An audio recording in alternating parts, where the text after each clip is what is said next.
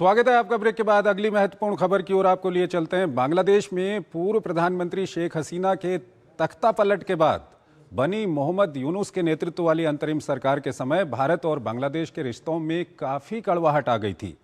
हाल ही में बांग्लादेश में तारिक रहमान के नेतृत्व में नई सरकार बनी है। ऐसे में आप ज़रूर जानना चाहते होंगे कि क्या बांग्लादेश की नई सरकार के साथ भारत के संबंधों में कोई सुधार आया है? अगर हाँ, तो ये किस दिशा में आगे बढ़ रहे हैं? आइए आपको इससे जुड़ी एक रिपोर्ट दिखाते हैं और फिर इस पर अपने विशेषज्ञ मेहमान से चर्चा करेंगे।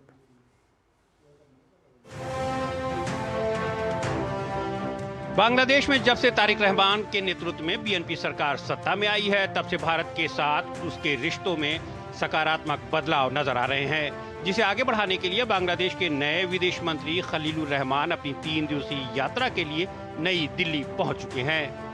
मोहम्मद यूनुस की अंतरिम सरकार के दौरान दोनों देशों के बीच कड़वाहट बढ़ गई थी, लेकिन प्रधानमंत्री तारिक रहमान के नेतृत्व वाली नई सरकार अब भारत को न केवल पड़ोसी बल्कि संकट की घड़ी में भरोसेमंद साथी के रूप में ही देख रही है। गेहूं और डीजल की आपूर्ति, उच्च स्तरीय कूटनीतिक संपर्क तथा क्रिकेट संबंधों में सुधार की हालिया घटनाएं बताने के लिए काफी हैं कि भारत और बांग्लादेश के रिश्तों पर जमी बर्फ पिघलने लगी है। तारिक रहमान सरकार ने सत्ता संभालते ही क्षेत्रीय स्थिरता और आर्थिक मजबूती के लिए भारत के साथ सहयोग को प्राथमिकता दी। अमेरिका, इजराइल और ईरान के बीच संघर्ष तथा होर्मुज स्ट्रेट के प्रभावित होने से बांग्लादेश में ईंधन और खाद्यान्न का संकट गहरा गया, तो ढाका ने भारत की तरफ उम्मीद भरा हाथ बढ़ाया, जो दुनिया का दूसरा सबसे बड़ा गेहूं उत्पादक है। भारत ने हाल ही में गेहूं निर्यात पर लगी पाबंदी हटाई और सीमित मात्रा में निर्यात की अनुमति दी है। ऐसे में बांग्लादेश को भारत से काफी उम्मीदें हैं। ऊर्जा क्षेत्र में भी भारत की मदद उल्लेखनीय है। बांग्लादेश ने भारत से डीजल आपूर्ति का अनुरोध किया, जिसके बाद भारत बांग्लादेश मैत्री पाइपलाइन के जरिए डीजल की सप्लाई की गई। साथ ही अप्रैल में डीजल की अतिरिक्त मात्रा भेजने की योजना है, जबकि वार्षिक समझौते के तहत 1,80,000 टन डीजल की क्षमता है। व्यापार और निवेश को बढ़ावा देने के लिए दोनों पक्ष सक्रिय हैं। भारत आने से पहले बांग्लादेश के विदेश मंत्री ने मीडिया से बात करते हुए कहा कि मैं इंडियन ओशन कॉन्फ्रेंस में जाने से पहले भारत जा रहा हूं। दिल्ली की यात्रा के दौरान मैं भारत के विदेश मंत्री एस जयशंकर और कई अन्य महत्वपूर्ण सरकारी प्रतिनिधियों से मिलूंगा। बातचीत का मुख्य विषय दोनों देशों के रिश्तों का भविष्य होगा। क्रिकेट भी भारत और बांग्लादेश के रिश्तों में सुधार का जरिया बन रहा है।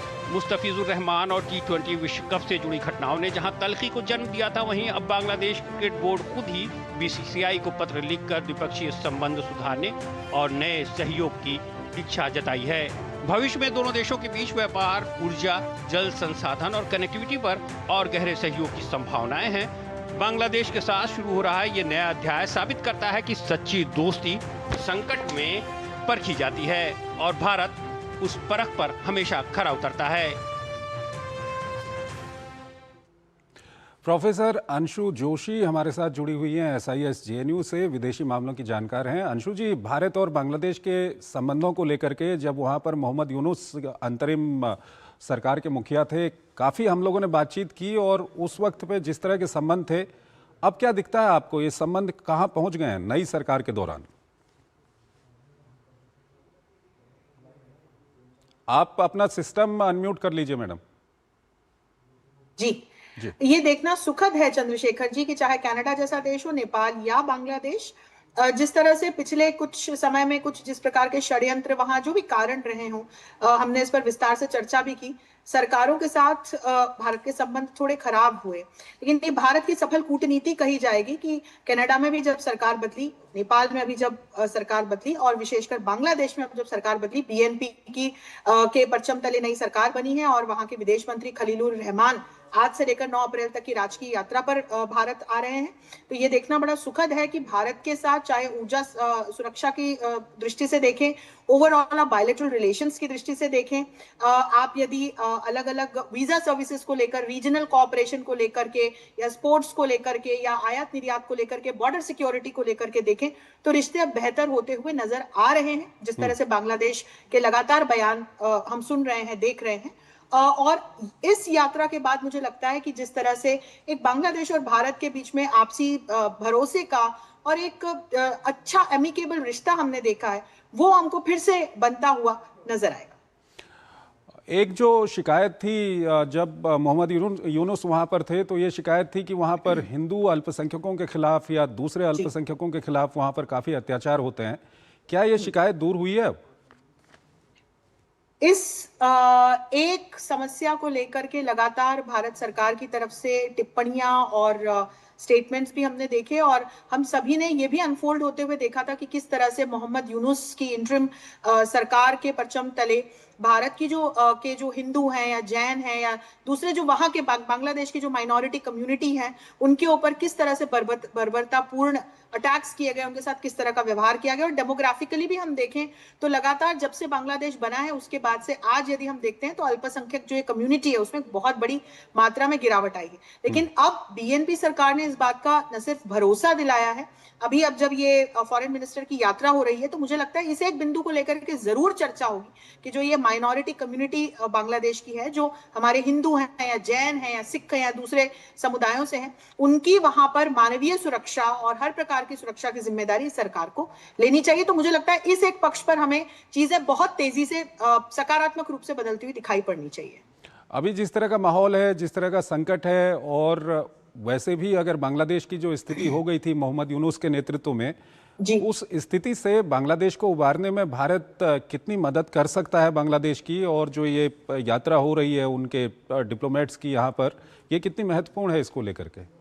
ये आपने बहुत अच्छा प्रश्न पूछा, क्योंकि मोहम्मद यूनुस की जो इंटरिम गवर्नमेंट थी उसमें हमने देखा कि कट्टरपंथियों ने और आईएसआई ने अपना हाथ मिलाकर के भारत के साथ कैसे लगातार बांग्लादेश के रिश्ते खराब कराए, और इसका प्रभाव बांग्लादेश पर ही पड़ा। इन्फ्लेशन ऑल टाइम हाई हुआ वहां पर, अनएम्प्लॉयमेंट की समस्या आई, आयात निर्यात को लेकर के बड़ी समस्याएं आई।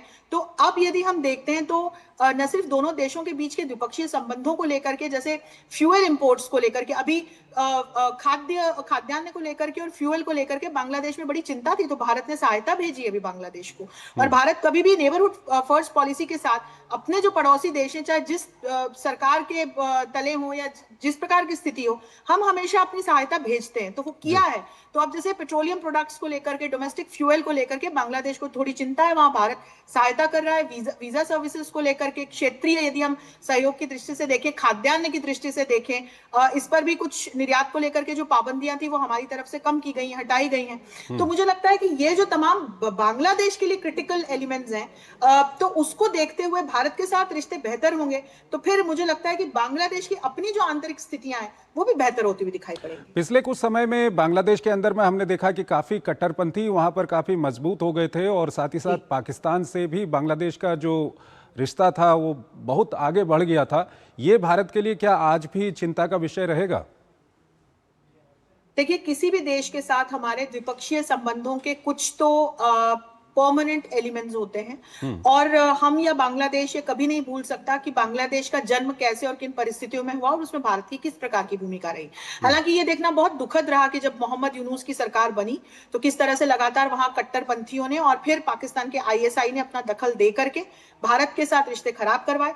हमारे जो वहां पर हिंदू भाई बहन रह रहे थे उनके साथ किस प्रकार का सलूक किया गया, इन्फिल्ट्रेटर्स किस तरह से जो पश्चिमी बंगाल के साथ बॉर्डर एरिया है वहां से किस तरह से लगातार आए और हमारी आंतरिक सुरक्षा को चुनौतियां दी। लेकिन भारत जैसा देश जो आज वैश्विक राजनीति में एक प्रणेता के रूप में उभरा है, एक शक्तिवान देश के रूप में उभरा है, ये हमारी सफल कूटनीति है कि बहुत शांति के साथ, स्थिरता के साथ अभी जब बांग्लादेश में नई सरकार आई, और ये देखिए हम ये भी ना भूलें कि बीएनपी किसकी पार्टी है।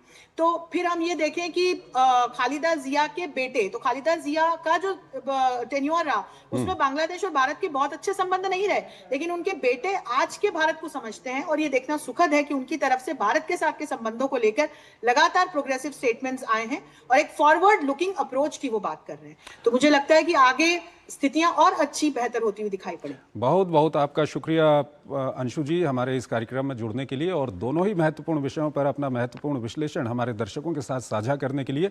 इसी के साथ अंतर्राष्ट्रीय खबरों के हमारे इस खास कार्यक्रम को हम यहीं पर समाप्त करते हैं, लेकिन जाते जाते आपको छोड़ जाते हैं आज की कुछ और महत्वपूर्ण और बड़ी अंतर्राष्ट्रीय खबरों के साथ। आप इन खबरों को देखिए और हमारी पूरी टीम को इजाजत दीजिए। नमस्कार।